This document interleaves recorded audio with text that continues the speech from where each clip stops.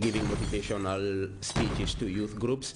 And by the way, my first job, whilst I was still going to the university extension program, was a job with the Department of Youth and Sport. So I have a very deep connection with young people.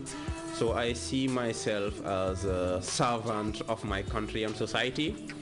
And whereas I could have landed a job elsewhere in an international organization by now, I still feel that I have a responsibility, I have a role to play, I have something to offer my country, and I'm gladly doing that every single day of my life. Well, it's the simple fact that any country that is great today, that some of our people are yearning to go to, was made great by the citizens of that country. Nobody is coming to this country to develop this country for us. If the countries that we are going to, if their citizens ran away from that country when they were building, we would not have yearned to be in those countries today. I mean, I've read through the history of America. It was not milk and honey in the beginning. The Thomas Jeffersons, the Benjamin Franklins, they had to fight with Britain. We were colonized for how many 100 years? We just got our independence in 1965. We are on a journey. Every single Gambian is needed here.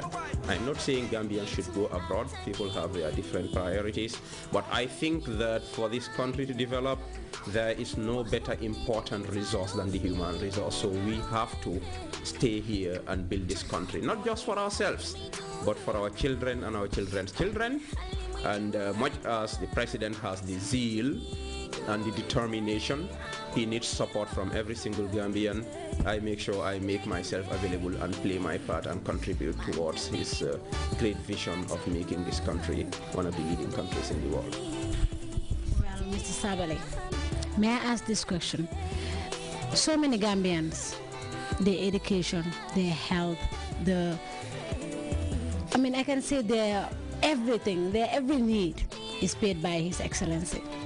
When they go to England or to America, they tend to forget that there is this guy who have hope in them, paying their schools over there. They don't know how he struggled to make that money. But what kind of advice do you have for such people? Because you are one of them. Well, the fact is there is a rule and a law by which this world is governed. You can never cheat. If you are given to, you have to give back. If you don't give back, God will take it from you in one way or another. So if anybody has a conscience, I studied in America. The government paid for me for my master's. I could have stayed, but my conscience would not allow me to do that. So for all such Gambians, and even those who paid for themselves, I'm not saying they have to come back, but I think it will be great to come back and give back to your country. Do you have something special that you want to tell this guy who have done so much for you and others? Thank you for asking. That's something special is thank you and keep it up. Thank you for as I said, when I finished my A-levels in 1994, there was no university in the Gambia. I was playing football. I didn't have a job. I could not get scholarship to go to a university. And then he opened the gates of education. And as a reviewer of my first book, Jangi Jolof, eloquently said, President Jammeh initiated the democratization of education in this country. Higher education was not for everybody before he came. But when he came, he made sure that a village boy from Lamin playing football beside the Abuko Nature Reserve had that opportunity to get a first world education in a third world setting. As he rightly says, as far as education is concerned, the sky is the limit. I have a passion for writing. Mind you, I did my first degree in mathematics and then a master's in economics. But from all along, I felt that I have a strong connection with the arts. So I made sure that I never left that part of me. And this is where I give advice to all young Gambians. If you are a doctor, if you are an engineer, fine, good. I am sure there's something else that you can do. I'm not saying leave what you are doing, but explore what is called hidden talents. And I saw this in a book that I was reading in 2002. A motivational book that was advising to look at your hidden talents. And I thought about myself and immediately write down in my notebook writing. I thought that was my hidden talent that I didn't fully explore. And 10 years later, I am able to publish 5 books, and I have 2 manuscripts ready for publication before the end of this year. It's because I believe that there is always possibility beyond what I have achieved. So it doesn't come automatically. I work hard on it. I sacrifice many barbecues and attire sessions to sit down, because writing is a lonely business, to make sure that I write. And when I write, I purposely write to inspire young people, to help them believe in themselves, and to do their best to make sure that they become very productive citizens in our society. Mr. Sabali, your books are inspired by something like a hidden, you said, something that been roaming in your head and telling you have to do this, you have to do that, you have to do that, and suddenly it comes out in the positive. Do you expect one day your books will turn into movies? I think you are setting me up to be a script writer. I don't like movies, by the way. I don't watch movies. And I keep resisting the urge to go into script writing. But I have a friend that thought my first book, Jangi Jollof, is so compelling and full of drama. He wants to write a script about it. Recently, a Nigerian who is in the movie business saw my interview on GRTS. I think it was the Fahu show or some other program. And he thought I had such an interesting story, we should work on a movie. He has initiated the process. But yes, I'm not ruling out the possibility now with all these urgings, because for me, I feel my purpose is to inspire young people, especially young people, to inspire them to live their best lives.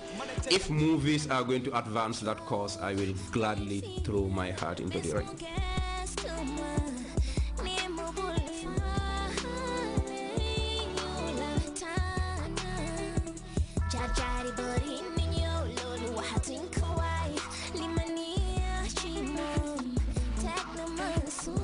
One more question that I would like to ask you is that, how do you feel after having a hectic day at work, coming back home to your loved ones?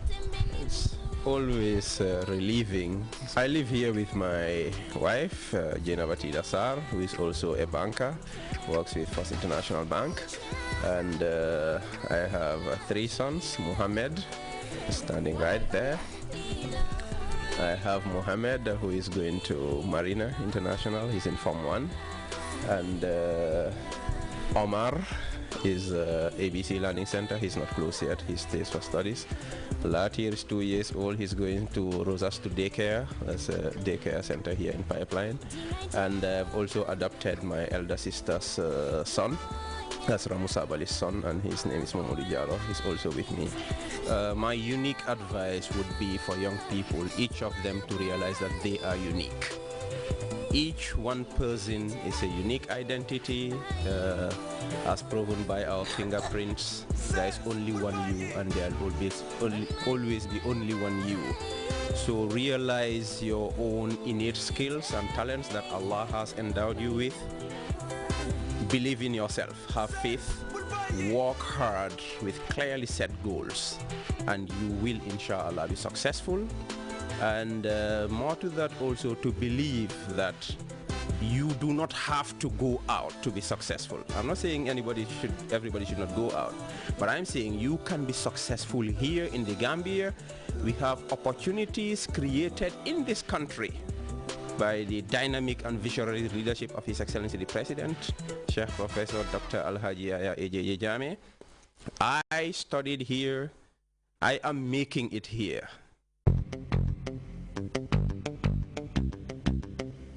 Welcome back, and I hope that our viewers, especially the young, really will learn 1 or 2 things from the experience of Mamadou Sabali. And as we slide into this, so we now move next to our flavor segment.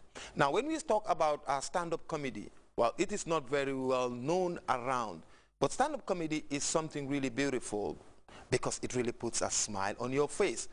And now they're saying that, look, if you want to live long, just keep smiling. Last week, the Association of Gambian Comedians converged on the Atlantic Hotel in Banjul to stage the first premiere comedy show. And you know what's really funny? Now let's look at this woman. She's a person in authority. She's a very influential person, and she's a very important person. She has 1 or 2 jokes to share with us. Let's take a look. I'm not so good at jokes, but I like jokes. because I like to be happy.